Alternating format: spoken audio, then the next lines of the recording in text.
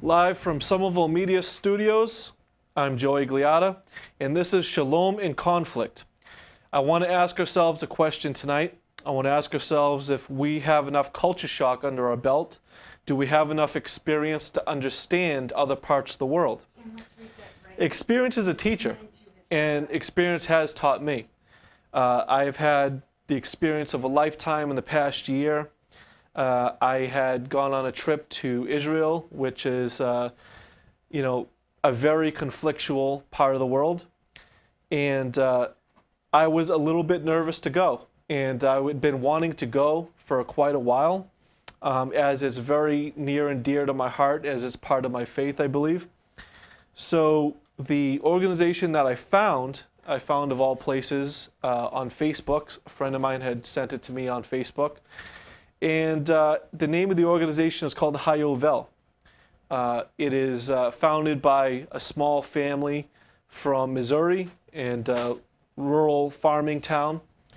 And Hayovel had decided when they were young and when they were a small family and all the kids were younger, this couple had decided to sort of emigrate to Israel. Even though they were not Jewish, they claimed no historical lineage to Israel, yet their faith had led them to help with the land as farmers. And I had found this organization as I was searching for a way to make it over there in a way where it was not just a tour, where I was interactive with the culture, and I was interactive with the people. So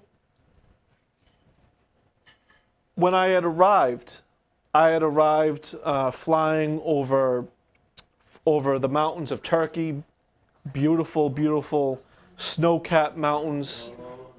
This is likely, I'm not exactly sure, but this could have been Lake Urmia.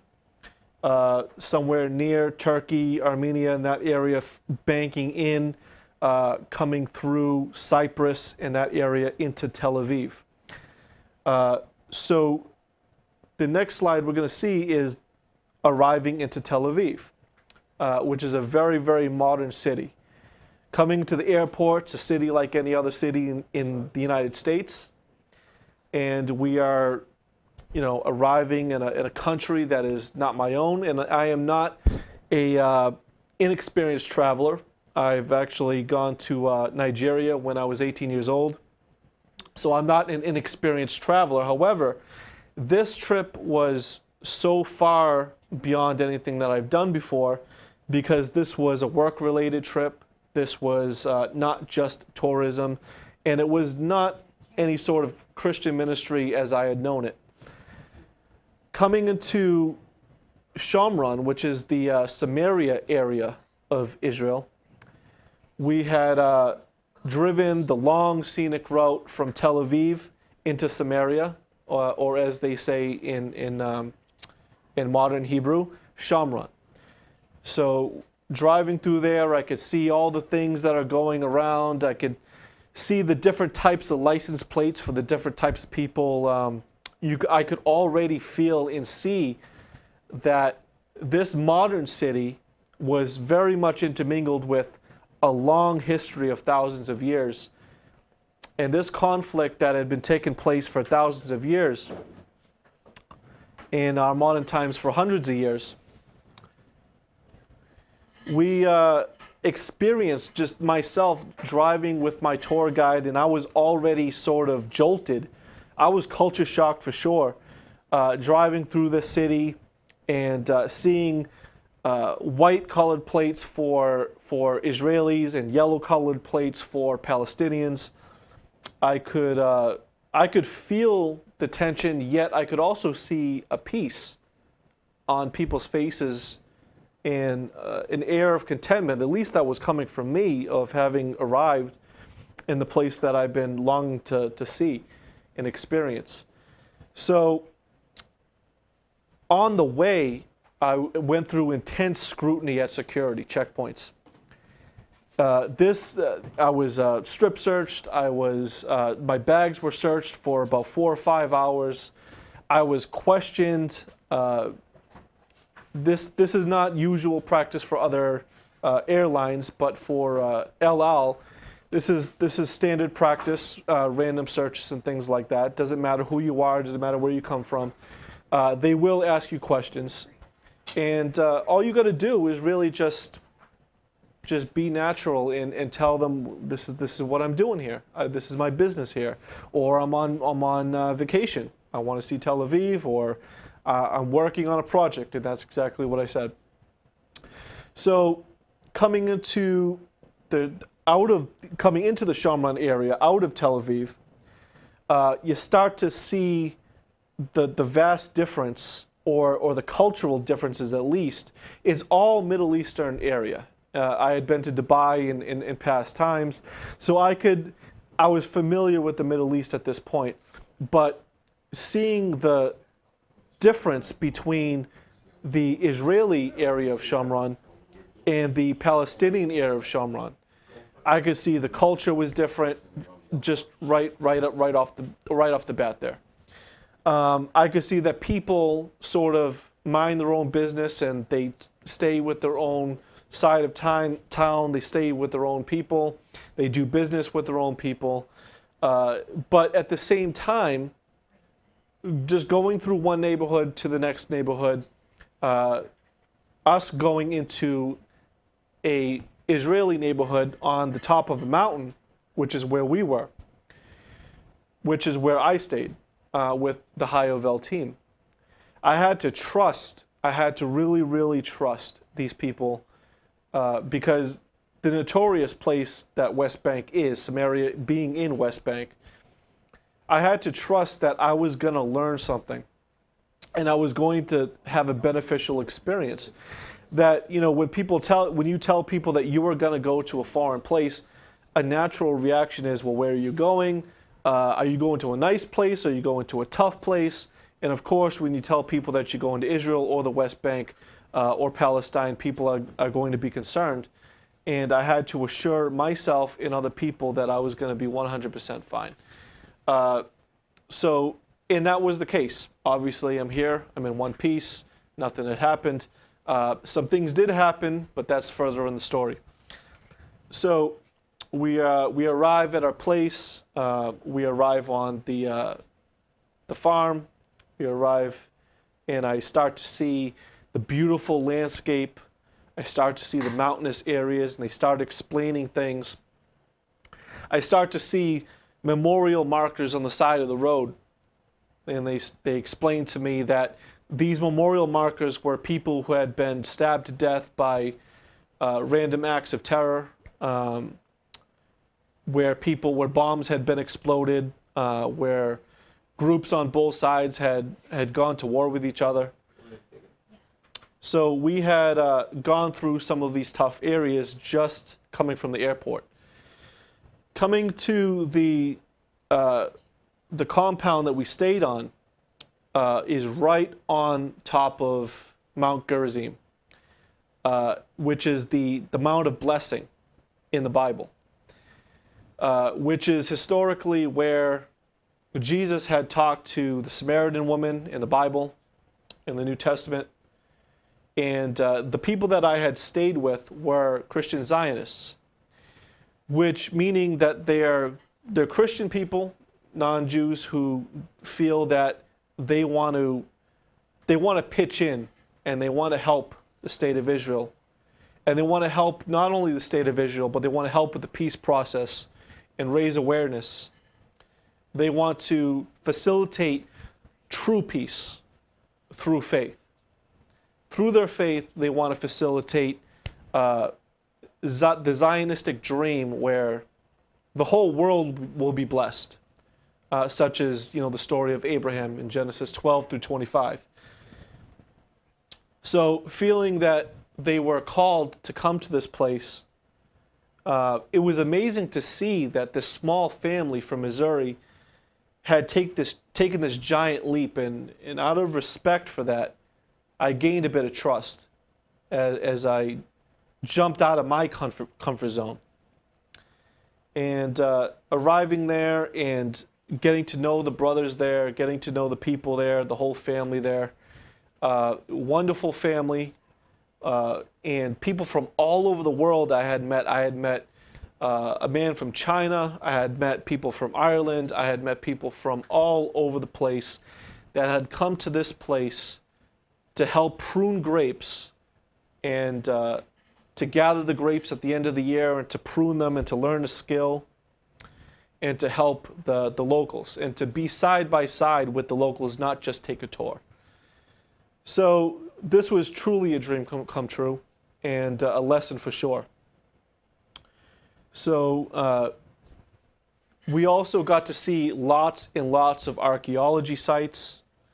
We got to see eras from about 500 BC, 800 BC, going back even further, around the time of David, around the time of the prophet Samuel, Shiloh, or as they pronounce it, Shiloh, which was one of the most holiest sites. Now you think Israel, you think Jerusalem. Now that, of course, was a terrific and amazing place, very impactful for me. But Shiloh is also a very amazing place.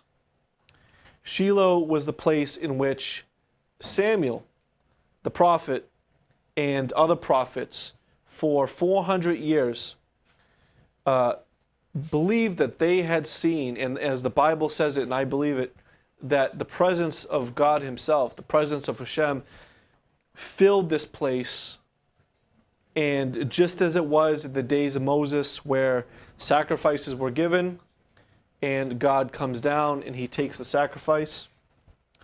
So these archaeological sites connect you with a very real feeling that there is historical meaning and factual meaning to a book that many see as just mythical. So moving along, there is archaeology sites from as far back as that, stretching as far ahead as about going from that time up until now, really. But the important thing for the connection between other faiths, Christians, Jews, and Muslims, all three religions reside in this place.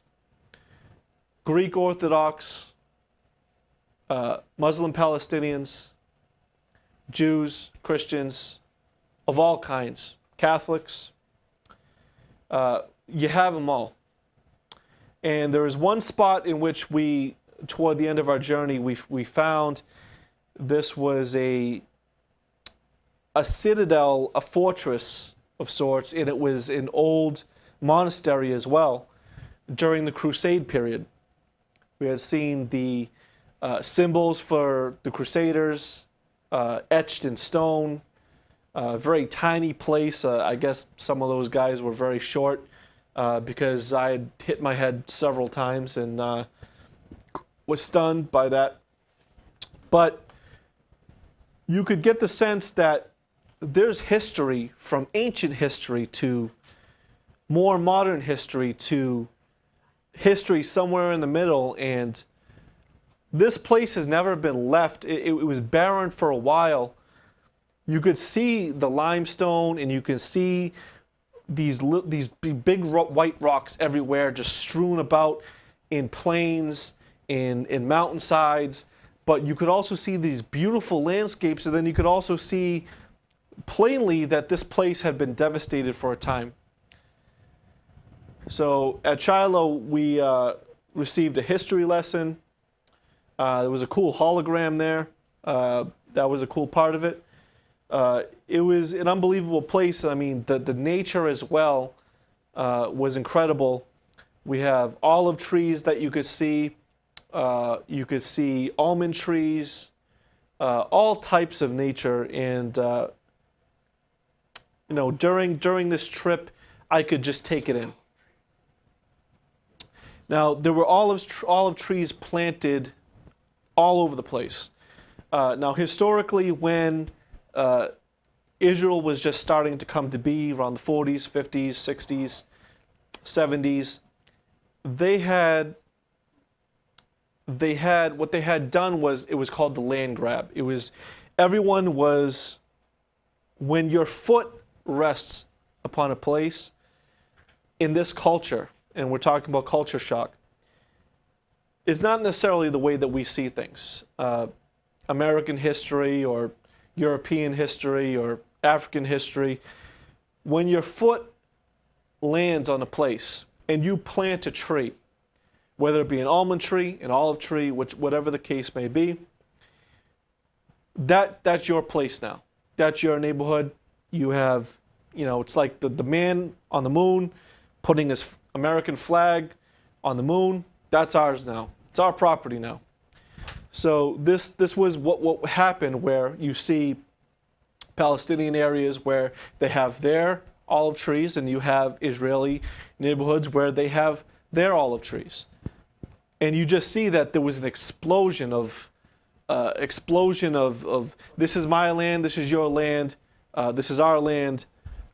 You see that all over the place, and you see markers everywhere. Now, there were road signs. As far as the modern day Israel, you see road signs everywhere where Israelis cannot travel into Palestinian areas and vice versa.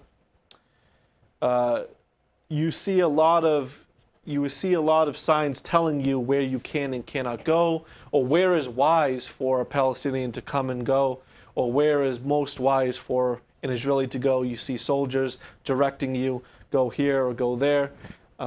Checking your plates to see if you're Israeli or Palestinian.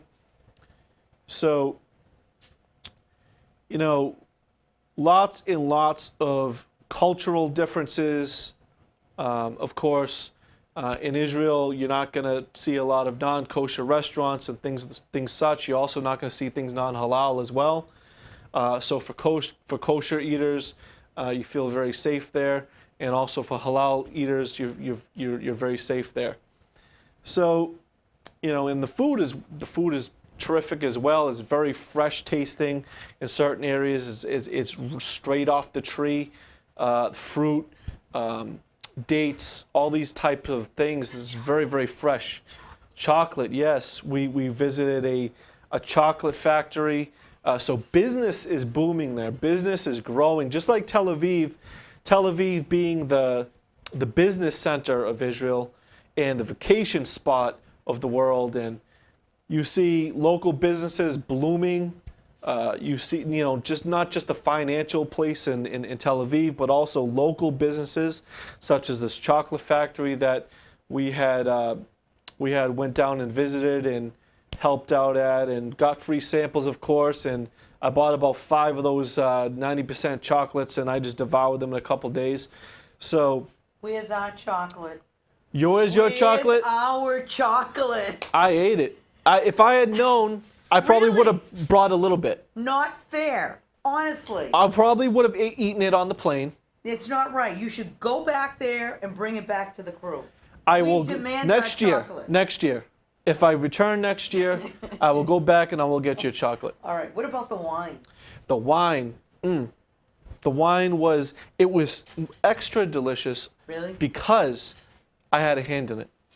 And that wasn't the wine that I picked, but I knew I was a part of the team of pruning the grapes to produce the wine. So when we were drinking on the Sabbath, on the Shabbat, we were having a Sabbath meal, and we were having the wine for the Sabbath service. That very wine was a part of the family that I was now a part of in that country, in that part of the country. What is a Sabbath meal? Sabbath meal is where you remember that God created the universe. God created the earth. He created everything, and He created the wine. So it's customary to have a glass of wine with your meal, and to remember that God had created all things, and we say a blessing over it, and we have a meal together, and we break bread. What? Can you give us an example of the blessing? Baruch atah Adonai Eloheinu melech haolam borei pri hagafen, who had brought forth the fruit of the earth, who had brought forth the grapes from the earth. So what God had created, we remember that God had created it, and especially on the Sabbath, where He created it in 7 days and blessed it, and blessed the rest day. Now, do you folks, do you have kosher meals? Yes. And so I want to make clear that we are sort of an in-between people. We are Christian Zionists. We believe in Jesus, and this is part of the thing that we do here, is that we are coming in conjunction with the Jewish people and trying to create peace in that area. And we are incorporating our faith with the Jewish people as well, not saying that Christianity is just an offshoot or a new religion, but we are one with these people in faith because we have the same God. And we accustomed to the practices of ancient Israel and trying to restore that place because we believe that Messiah will come to that place. Beautiful. We believe that we call him Yeshua, the Messiah, by his Hebrew name, Jesus. We know him as Jesus, but we call him Yeshua. So Jesus is going to come back. We believe that, yes. I think it's great. Yeah, amen. I'm looking forward. Amen. I want to shake his hand and say, yeah, You did a good job. Where's the chocolate? And he created the chocolate. He did. And we have it on the Sabbath. Okay. So, I on any didn't day. mean to just jump into your show, but I heard chocolate. Right. And I got all excited. That piqued your interest. Well, everything started to light up in my head. Yep. All right. Yeah, the neurons were firing when you heard chocolate. Carry on, Joe. So, okay, no, but thank you, because I want to explain some of those things. Okay, and do me a favor, if you could, tell us the picture, if you could tell us the name so I could bring up the right picture as well. Okay, thank you. Sure. So next we have, we're still in Shiloh. We're going to be in archaeology, and we're still looking at Shiloh, and we're looking at several pictures from the spots of the archaeological areas, and these are ruins of Shiloh, and there was a mosque that was built there as well. So you have. Hey Joe, can you give me a number of the picture? Sure. Please. Absolutely. Okay. So in archaeological site 15, thank you. We have Tel Shiloh.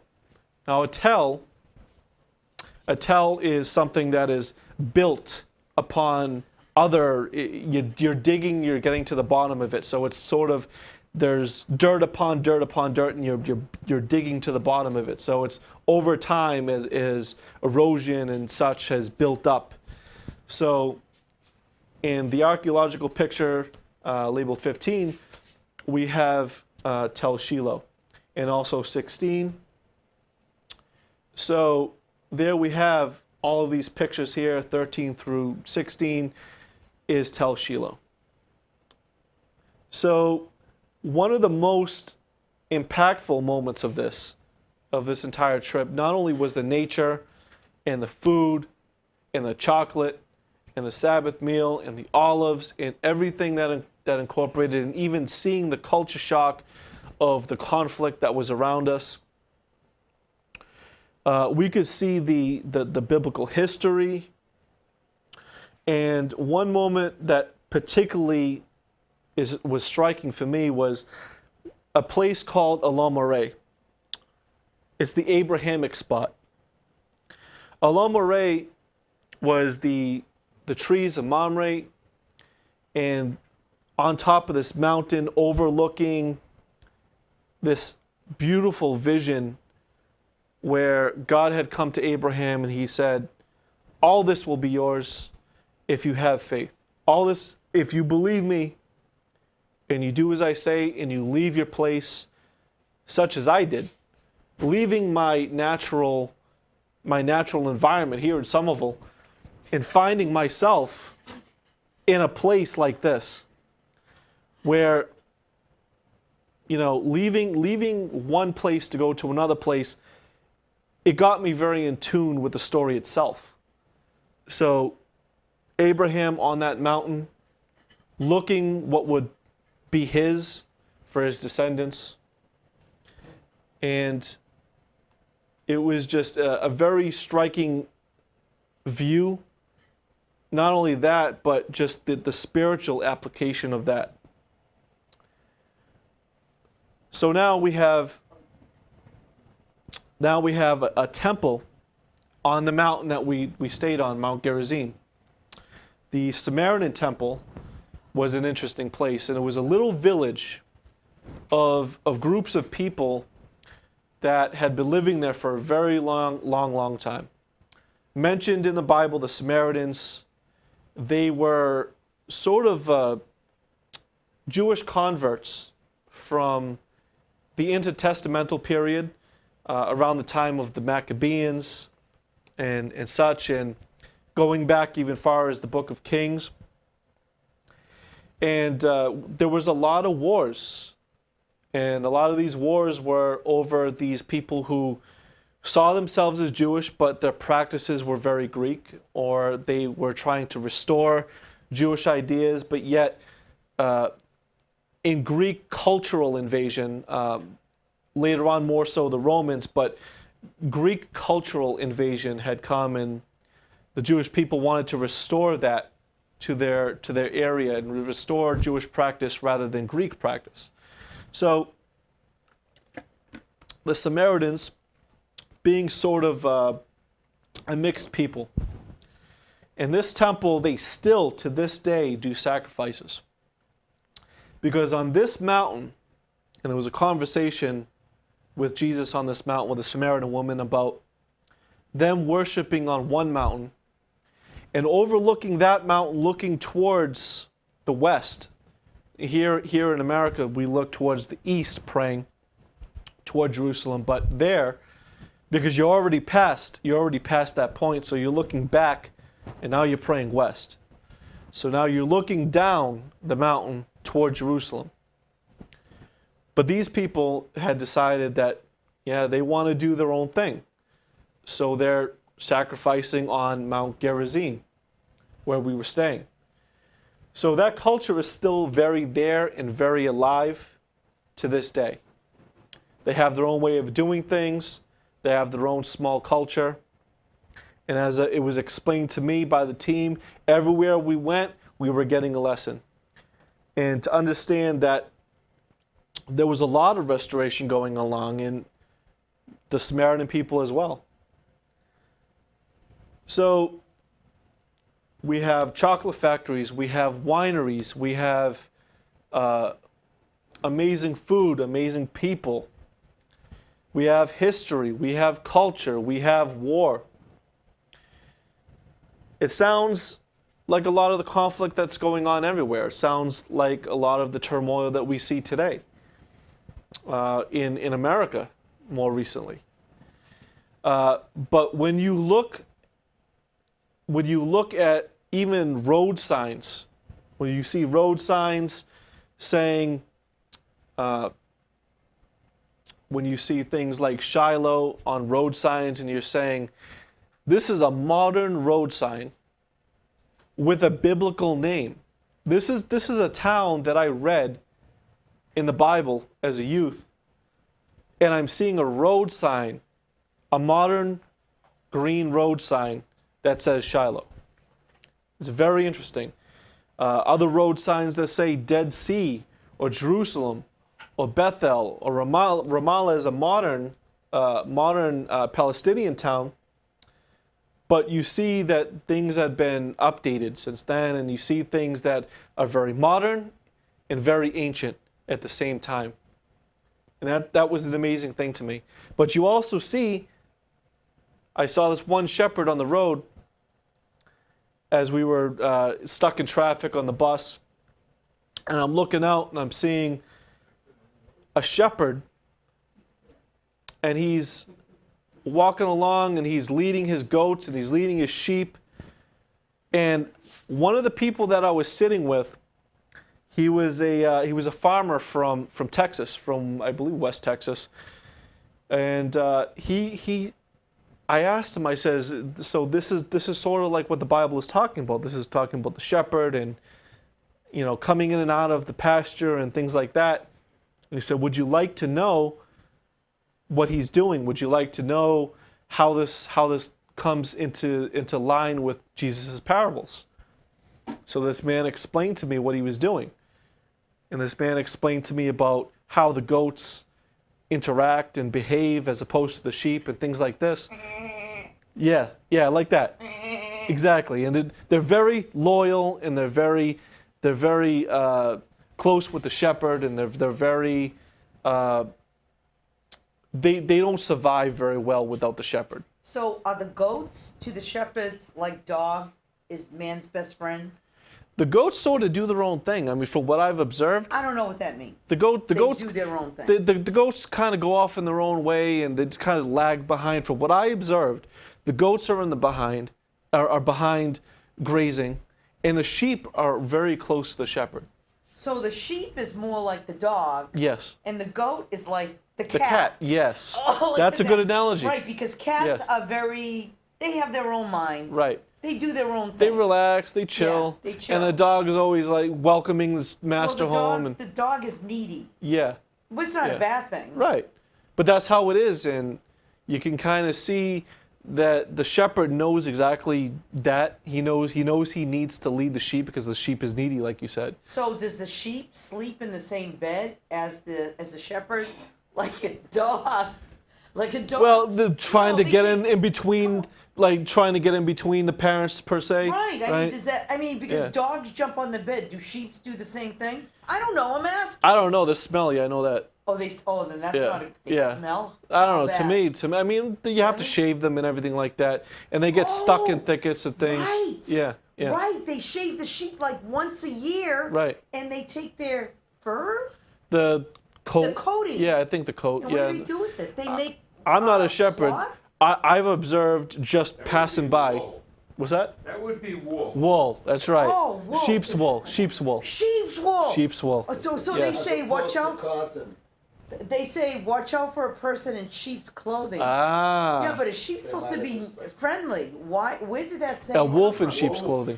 in A wolf's in sheep's Oh, clothing. what- So Jesus said, "Watch out for the wolf. Watch from? out for the wolf in Right, sheep's right. clothing." Oh, watch out for the Watch right, out for the because wolf. The sheep Right. is kind, and Right. the wolf is. "Arr." Exactly. And the wolf wants the sheep. The wolf wants to devour the sheep. So the shepherd's there. He's got his staff, and he's gonna beat the living daylights out of whoever's gonna. Back to the picture. Right. Okay. Anyway. Okay. Sorry. We diverted. No, we But no. digressed. The amazing thing. Go The ahead. amazing thing is that we're just stuck in traffic and we're watching shepherds cross the street. How did you feel about that? It was like I was explaining that there was amazing history, but at the same time, it's very modern. Right. Right? So you got a little bit of both going on there, right? And that's the amazing mix that I saw there, is that you have the mix of you have a mix of ancient history and you have modern history. Because I also went to Jerusalem, the city, went to the Holocaust Museum. So that was very, very impactful, and you no matter who you are, and you see certain things like you can't take pictures in there, so you But can't know. Do you have pictures? Well, not from the Holocaust Museum. I Oh, have see, one. I see. I have one which was the entrance that had a Bible verse on it from Ezekiel that says they will beat their plowshares into pruning hooks, and there will no war no more. So you see that modern history of the Holocaust Museum and why the desire to have a Zionistic outlook and want to come back to this land, Right. right? So, but you also see things like this crazy big city called Nablus. Oh. Gigantic city. Let me get that picture up. Yeah, let's Nablus. look at it. Okay, Nablus. Okay, Nablus. We have Nablus. This is a gigantic city right in the middle of a valley. And in this valley, it was explained to us that the conquest of Joshua had occurred coming in from the bank of Jordan. So our location in relation to the rest of the world was the Jordan River running from the north to the south, which was ancient Amman. Amman still being a town, still being a city in Jordan. So you have the bank there, and then going lower and lower. The lower you go in Israel, the closer you get to Egypt. From the southern, going past Bethlehem, going through Jerusalem and Bethlehem, going through Hebron, which I had also visited, and we will touch on that as well.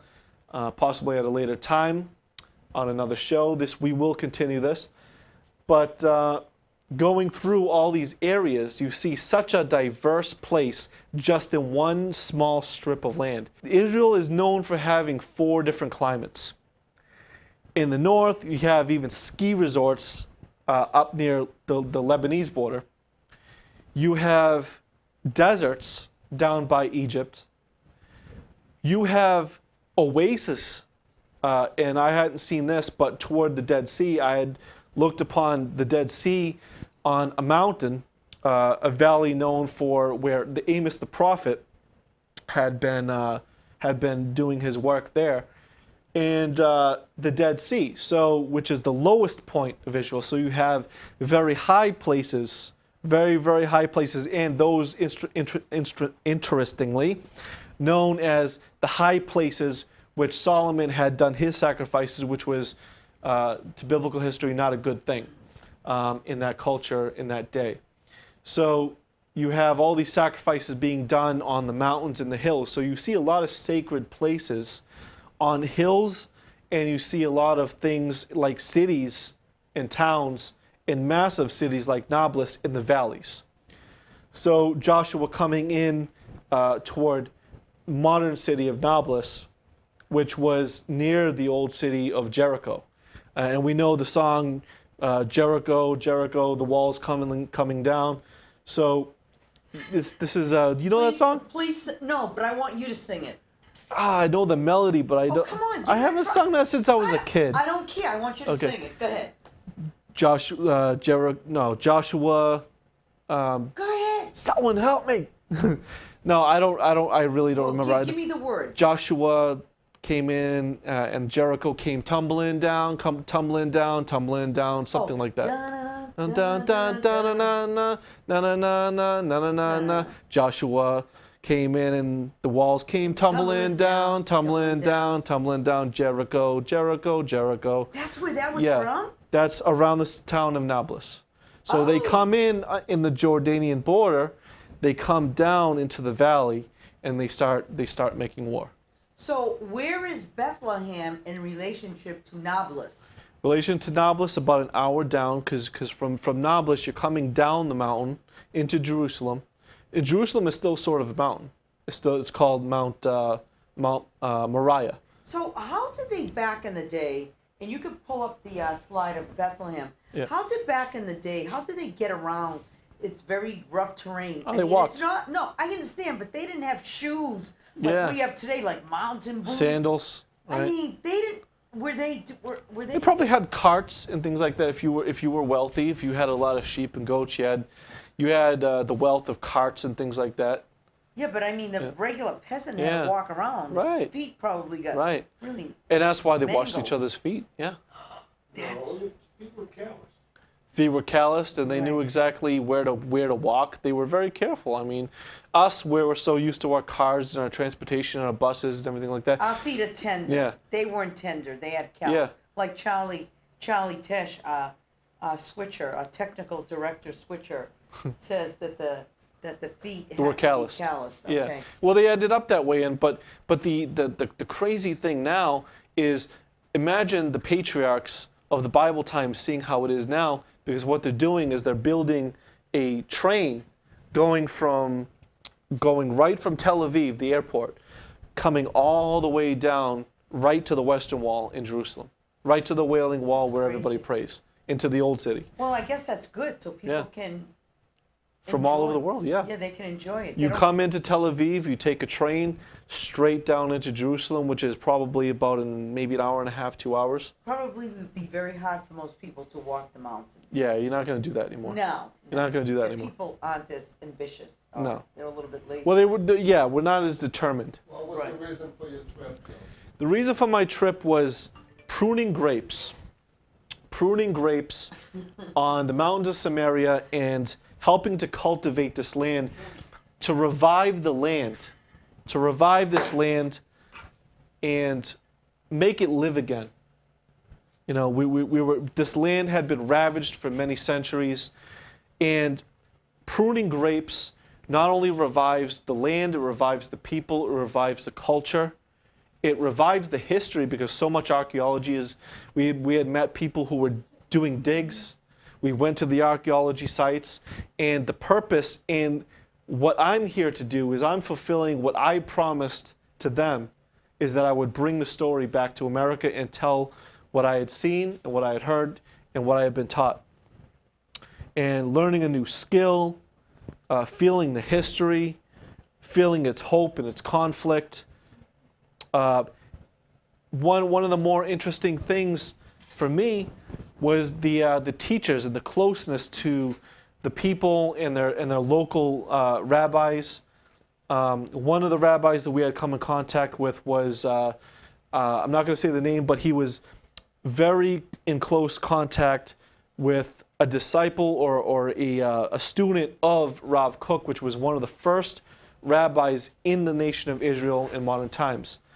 So to sit under and to learn from a rabbi who was known for being taught by a student of one of the first rabbis in Israel, that was amazing. To get such an education experientially. Is a rabbi a scribe? Well, we did see a scribe. We did visit a scribe. We have a scribe. So, Yeah, we did see a scribe. But is a rabbi a scribe? Well, they work closely. They work closely. So the scribes are the ones who write the Torah scroll, who write and the rabbi's the one that reads it. Yeah, and interprets it, and for the rest of the people. Right. And they are very, very meticulous. So we could see every letter is important to them. If one small stroke of the pen is off, they have to start it all over again. And those, They should probably kill themselves. they day in and day out, and they are very. Some of them do it as hobbies, but they're still very They meticulous. must dream about letters They do. and words. They almost see mystical value in the letters themselves. It's called gematria, with numbers and letters and things like that. You mean Spiritual application. Are you saying that they have mystical experiences? Yeah, through the while letters? doing the writing, yes. So they're connecting to heaven. They're connected to heaven by writing the letters themselves. This is awesome. Yeah. And it was to see all the millions of dollars worth of Torah scrolls in one place. But the thing is, in that very Torah factory that we had visited, in that factory, we had seen scribes who were connected to that same place where scribes from thousands of years ago were writing the very scriptures we have. Now, are these scribes, are they married or are they celibate? No, I believe they're married. They Okay, because believe they that's have. ridiculous yeah. when men are celibate. They can't Yeah, be celibate. in Catholicism, that's the tradition, Oh, that's ridiculous. but it's the complete opposite. Yeah, it's crazy. the complete okay, opposite. Well, that's good to know. Yeah, so that's is very important, in fact, to get married in that culture. Well, you have to. Yeah, How are we going to reproduce? stay grounded Right. in family and Right. and values, and to be ascetic like that, to beat yourself over the head and say, you need to be alone, you need to just stay in your monastery. I can't understand it. I have to ask you something now. You know how when you go to New York and you see the payos. the aesthetic, Yeah, they have the curls. right. The payos is called. Okay, what is the significance of the curls? That is straight out of the Torah, which is straight out of the Torah. It talks about. Now, I don't hold to those practices. We do understand those practices, but we know some people who do. Because you don't have any curls. I don't know. No. Did you ever have any curls? No, I don't do that because our form of that is very different. So That's for Orthodox. yes, that's I very see. orthodox. Okay, very And so it's almost like if you could understand the difference between Protestants and Catholics. Protestants believe that it is not necessary to stay under the tutelage of the Pope or a priest. So pastors. Well, some Catholics believe that too. Yes, and that's what I'm saying. So there are more charismatic Catholics, so it's very nuanced. And so this is what I'm saying about Israel, is that the culture is very nuanced. There are secular Jews, mostly up in Tel Aviv, but there's also a lot of secular Jews down in Jerusalem as well. Right. So it's very kaleidoscopic. And even in our modern days, our religions, They're all over the thousands place. and thousands of sects. Right. Thousands upon thousands of different strands of each religion, Christianity, Judaism, and Islam. in Buddhism and all these types of religions, there are sects within sects. And so within the Orthodox, there are sects within sects. Right. What were you most surprised About seeing or whatever? what I was most surprised about, I would say when you see on the news all the terrorism, the amazing, you just bounce back. They just go about their business and they do their thing on both sides. They just go on. Life goes on. They mourn it. They remember the people who had passed, but they live with it. They don't dwell with it. Right. They accept it. They accept it. They live with it. They Right. move on, Right. and they do everything they can to prevent the next one. And that's the lesson for us. I mean, in the past week here in America, Oh, it's ridiculous. right? It's. I look at things that happen that are tragedies as wasted energy. Right. It's ridiculous. Right. Anyway. Wasted attention. Yes. So where are we going next? Can you tell me the name of the slide? Yes. Thank you. Or the number. How much time left? 11 minutes. 10 minutes. Okay, so we're going to Hebron next, and Hebron was one of my favorite spots in Israel, because this was the town that Abraham lived in. The great patriarch and the father of Christians, Muslims, and Jews. And this town it was also hotly debated and contested and fought over for centuries. And for about 500 years, it's become more modernized. But this little town, this quaint little ancient town, and you could see that Hebron also has armies patrolling and doing their practice. The Israeli Defense Force doing their practice drills right in the middle of a sacred spot. So this is almost like a conflict within yourself, because what you're seeing is a sacred spot for all three religions. And you can see people praying and worshiping at this spot, Muslims, Jews, and Christians, but you're also seeing the Israeli Defense Force, and you're seeing people who are preparing for whatever attack may happen in a sacred spot, in a sacred place. So I felt very safe, but at the same time, having needed to have the IDF patrol an area where we're supposed to be worshiping and praying. Were you ever afraid? I was never afraid of it, no. No. When I got there, I was a little nervous going there. But once I was there, I knew that, just like I mentioned, the people go on. Something happens. There was one particular time where we were in Jerusalem, and we were inside the old temple complex, the old city where the temple used to be. We're at the Wailing Wall, and we go beyond the wall, which is a very, very peaceful place. But outside that wall, as we were in there was a huge riot, and a car bomb had gone off. Okay, so when you're on this tour, do the people that are on the tour, do they carry guns? We were, well, not the group that I was with, but they had assigned us a team of Israeli Defense Force teammates that had walked us around. Are you kidding me? No. Oh my goodness. Because they knew exactly what was happening. There were certain places that we couldn't go, and I was a little irritated, but after hearing what happened, because we had no idea. You were happy you had the protection. I had I was happy I had the protection, but once I heard what happened afterwards, I didn't know what happened. So if someone tackled you, Yeah. would you know what to do? Because I would. No. I know what to do. Are you sure? Oh, I do. Well, let's hope. Then I feel very safe. Yeah. Then I feel. If But, someone tackled me, that's- I would know. You know exactly. Krav Maga? That's the Israeli fighting force, the Israeli fighting style. Krav Maga.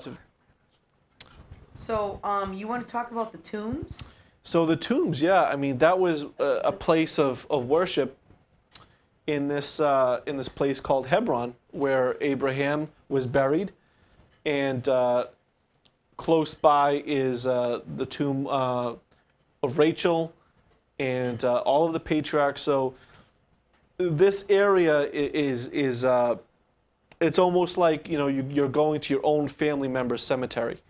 You're going to your own family member's, your own father's grave, or your own mother's grave, or your own grandparents' grave, and you remember your family and you remember where you come from. So seeing the tomb of Abraham was like, this was the originator of my faith.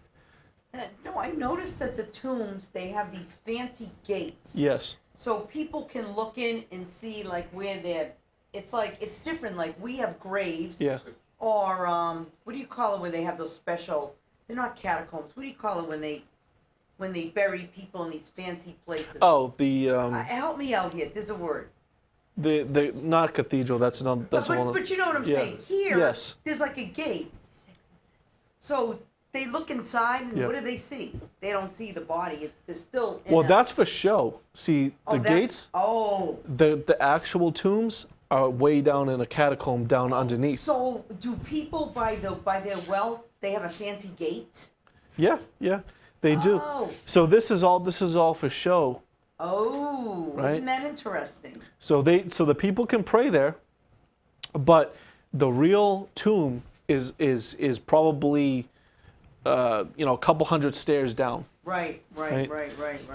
So right here, these are the pictures that I have here, and I have much more. Here is Ben Gurion at the Tel Aviv airport. He was one of the first prime ministers. He was actually the first prime minister, but there was also one more. She was actually a woman. I forget her. I'm blanking on that name right now. But Ben Gurion is most notarized for being the first prime minister. So, you know, here we have all of these pictures that I have here. And it's not so much the pictures I wanted to tell about, it's the experience of how I was personally changed, and I was personally touched, and I was personally, in a way, transformed, because I feel a deeper connection with my faith rather than just going to church or going to synagogue or going to a prayer meeting or a Bible study or what have you. This place was very real. Did you have an experience with God that Of course. you want to? Can you share? On Olam Areh, where I was standing, where Abraham was standing, looking out over this place,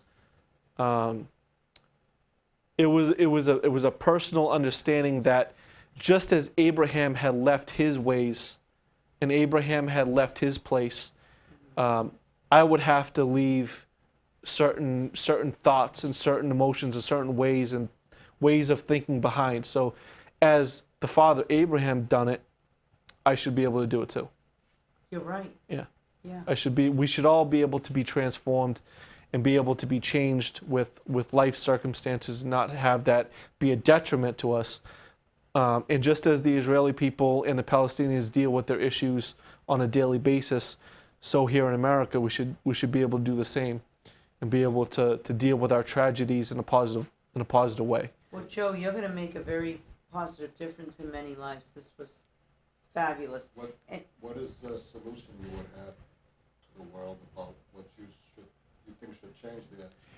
They would say this, that when they kill and destroy, you plant a seed and you grow. And that's exactly what they do. When a family member of theirs is murdered, they'll plant a tree in their memory, and they will say that this tree is for the memory of that person. It's beautiful. It is. And so it's not a wasted thing. You think it's a one-sided thing there?